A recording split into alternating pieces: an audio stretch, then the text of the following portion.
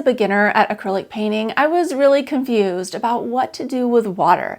I mean, there's so many different recommendations online that tell you that water is bad if you mix too much of it with your acrylic paint, and I didn't know what I could use water for exactly. I knew that I needed to use it to clean the brushes out afterward, but otherwise I was sort of confused. And so in this video, I want to clarify all of these questions for you and show you exactly how to use water when you're acrylic painting. The first, and honestly, I think this is the most important thing that you use water for when you're acrylic painting, is to clean your brushes in between different colors as you're placing them on the canvas. What I like to do is have a bowl of water about halfway full, and I always set it to the side over here. I'm using an old Rubbermaid container that I had from the kitchen that has broken apart. Been using this for years. I set out some paint.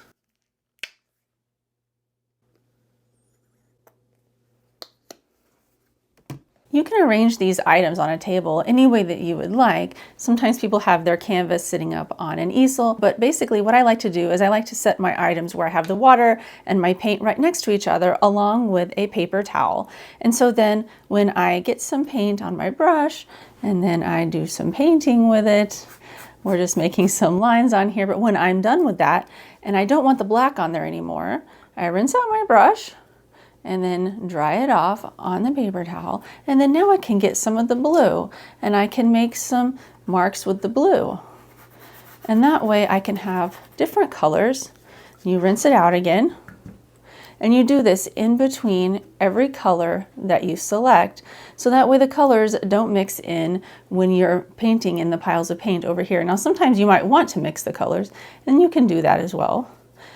But you can choose when to mix the colors this way. The other thing that you can use water for is to erase a mark. So let's say we make a mark right here, and then we didn't really like the way that that looks. So we clean off our brush, and you can just kind of dab it off a little bit, and then see how we can remove some of this mark.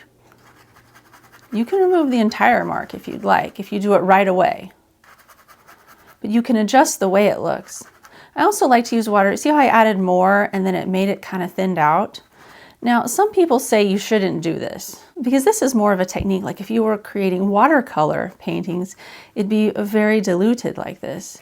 You can do this with acrylics. But the thing is that when you do this, if you have these really light layers, this can easily come off later, even after it's dry. So I would definitely varnish your painting if you're going to create light layers like this, but it's just fine to do as long as you varnish. If you don't varnish, this could disrupt the paint film. And so when it dries later on, it could be rubbed off or something. Whereas the thicker areas like this, you can rub on them and they'll never come off because this was not watered down at all when I applied it.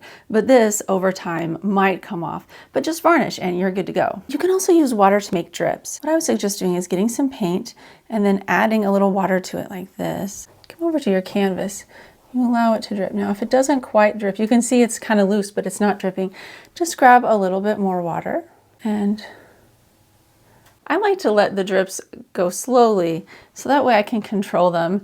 If you start getting a lot of them and it's going to run off your painting, then you can dab them to kind of stop it from dripping quite so much. But the more water you add, the more drips you will have. In order to do this, you want to make sure that your canvas is not laying flat, but is sitting upright on an easel because you want gravity to give you the drips. You can also use water when you're painting to loosen up your paint a little bit. So you can see over here, I added just a little bit of water to my black. Not a lot, but just enough to make it a little bit looser. If you add too much water, then it will make it too translucent. So it's a balancing act between making it a little bit looser, a little bit more liquidy, and also retaining its opacity. And really this just takes practice. Every paint is a little bit different, but when you add a little bit of water, you can make lines a lot easier. And I'm using an angled shader brush for these lines. I love angled shader brushes. You can do lots of line work with them, really small, thin lines, or even fat lines, because you can use all the different areas of the brush, the tip and the side, and then depending on how hard you push, it makes the lines thicker or thinner. But adding a little bit of water to your paint will help with this a lot. It makes the lines smoother and easier to make. Last but not least, if you have a water bottle, you can spray some water on your palette and it helps it to stay wet. So this way, if your paint is drying out on you, you won't have to worry about that. It'll just loosen it all up, but you don't want to add too much water to your palette because it will make it kind of a soupy mixture and all of your paint will start running together. So again, it's just like with the line work. You don't want to use too much water, but just enough to serve its purpose. If you found this video helpful, I've made a playlist. You can watch it here of over 30 videos with acrylic painting tips. All right, thank you so much for watching. See you next time.